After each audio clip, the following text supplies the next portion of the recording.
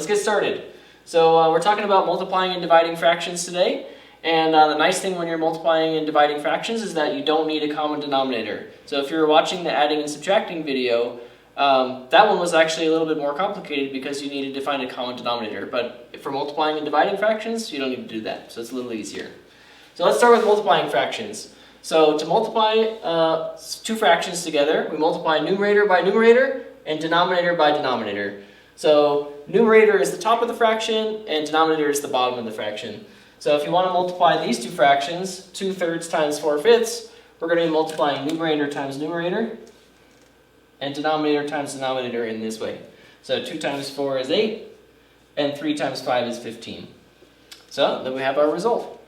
Another example, we have negative 1/5 times 3/7. So we'll multiply numerator times numerator. We can multiply negative 1 times 3. And denominator times denominator, 5 times 7 is 35. And that's pretty much the end of the story for multiplying fractions. So the good news is if you can do this, you can divide them too, because how we deal with that is, to divide fractions, we just change it to a multiplication problem anyway. And the way that we do that is by taking a reciprocal of the second fraction.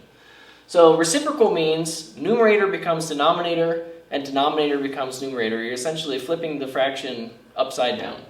So here's a division of fractions problem that we can change to a multiplication problem by taking the reciprocal of the second fraction.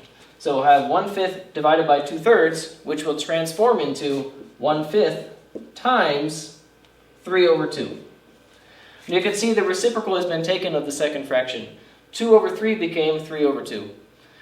Something to note also is that when you take a reciprocal, nothing happens to the sign of the fraction. This was positive 2/3, this is positive 3/2. We're just changing numerator and denominator position. And now we're in the familiar world of multiplying fractions. Numerator times numerator, denominator times denominator will give us 3/10.